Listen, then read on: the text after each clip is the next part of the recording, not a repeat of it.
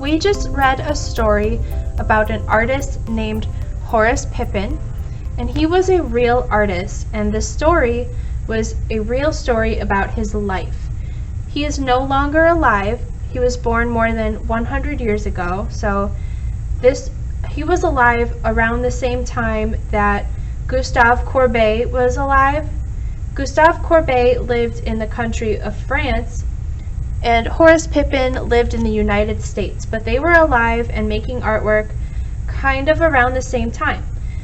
Horace Pippin created some paintings and drawings using natural colors, and he created drawings and paintings about his own life. So he is similar to Gustave Courbet because they both created realist artwork. They created artwork about their real lives using real colors. This is a painting by Horace Pippin. It is called School Studies 1944. So he made this painting in the year 1944, and it shows a classroom, but obviously it doesn't look like a classroom like we are familiar with a classroom. So we are going to kind of study this picture a little bit, then we're going to create a picture on our own about what our classroom and our houses look like right now. So we are learning, but we're not learning in school, we're learning at home, and everybody's home looks a little bit different. Everybody's learning space at home is going to look a little bit different.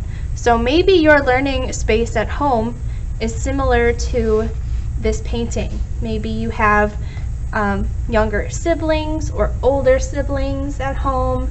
Maybe you have pets.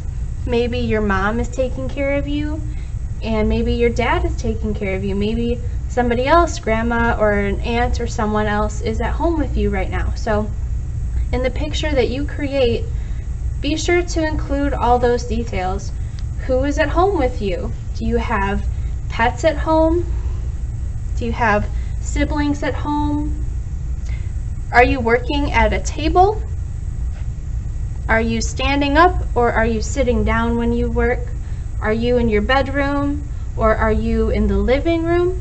It looks like they might be in a living room. There's a stove. It looks like mom is cooking. It looks like the younger brother is playing. So maybe he's not in school yet. But this person, they certainly look like they're studying or they're writing. So what other details are in the room where you are learning right now? Is there a window? Is there anything on the walls, or are the walls blank like in this picture? Is there a clock in your room? Are there carpets? What kind of furniture is in your room? So for your project, take a piece of paper, and it's probably easiest for you to draw this if your paper is turned the wide way. So not the tall way, the wide way. So you have a lot of space going across the paper to work. So think about and look around at the details of your learning space, your classroom at home. So my classroom where I am is what I'm going to draw. So I have a desk, and I'm using the half circle table as my desk. So I should draw a half circle table. We're trying to make a realistic drawing. So look at the details, try to make the shapes as best you can. And it's okay if it's not going to look perfect. I have my computer on my desk. My computer is a rectangle shape. And I'm going to try to draw my computer open. Okay, so it kind of looks like we're looking down at the paper, and that's okay.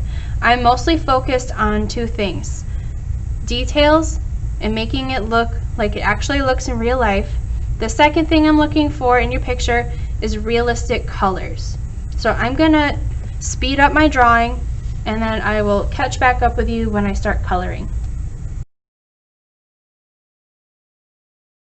On to coloring. So the two things I wanted you to focus on for this drawing: first, draw all of the details that you see in real life, and then two, focus on realistic colors. So when you color this, you'll probably either want to use crayons or colored pencils. So I chose these two because there's 24 colors in each of these boxes. That gives me a lot of options for colors. And in real life, we don't have these bright rainbow colors all the time. Now, my classroom, since I'm the art teacher, has a lot of rainbow stuff in it, so I might be using a lot of bright colors, but it's okay because that's what I see in real life in my room. If your house has a lot of tan colors or maybe some soft colors, because it helps you relax if you have soft colors around, then make some soft colors. I'm kind of pouring these out a little bit to show you the different options of, different colors that I have. I have a lot more options with these colored pencils than I would with only 10 markers, because only 10 colors come in a box of markers. So use crayons or colored pencils to color this in. I'm going to kind of pour them out gently so I can quickly look at what colors I know I'm going to need. I'm going to need black, blue. I'm probably going to need this kind of blue for my counter. Maybe add it with this kind, so I'll blend a couple colors together. My cabinets are a tan color. I have, let's see, probably some gray. I can add that to my computer. And I'm going to set the rest of these colors aside for right now. I will probably use a whole bunch more colors than these 5 that I selected, but for right now, I just want to demonstrate some coloring techniques. So you'll also need a pencil sharpener if you're using colored pencils, because my blues are a little bit dull.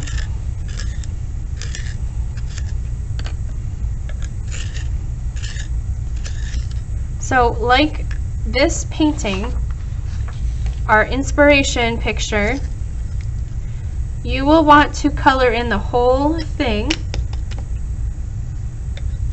So please don't leave any areas blank. Even the walls, which in his painting are blank, there's no pictures on them, there's no artwork on them, he still added some stripes of gray and blue, kind of made it more interesting than just leaving the walls blank. So color in the whole picture. Now my countertops actually are very similar to this color that I'm coloring right now, but as you can see, there's some speckles, some spots of a dark color like black or blue. I'm going to use a dark blue. So I'm demonstrating how you can color one color on top of another one. This works with crayons too. Does not work very well with markers, but colored pencils and crayons, you can blend colors by coloring one color on top of another color. So that's a good enough area. I'm going to move on to my darker color, and I'm going to color lightly over this too. And it makes that color a little more realistic to what the countertop looks like. So you are creating a color that matches whatever object it is in real life.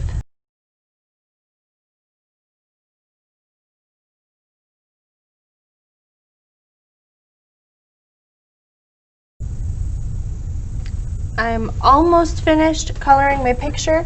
I have a few more details to color in. This took me a really long time. It took me almost 30 minutes to draw and color this whole picture. So you should expect your artwork, your assignment, to take maybe not that long, but kind of a long time, maybe 20 minutes. And make sure you're looking at the colors correctly. If something is supposed to be a dark blue, choose the correct color. You can blend colors by coloring one color on top of another color. And I think I will demonstrate that again. So you can color lightly and you can color hard. So you can press hard or you can press light. I'm going to show you again that you can blend two colors together. So I think I'll blend together this green with maybe a yellow. I'm going to color really lightly here on this binder that I drew. Take a yellow, I'm going to go over it, and you can see the two colors blend together really well.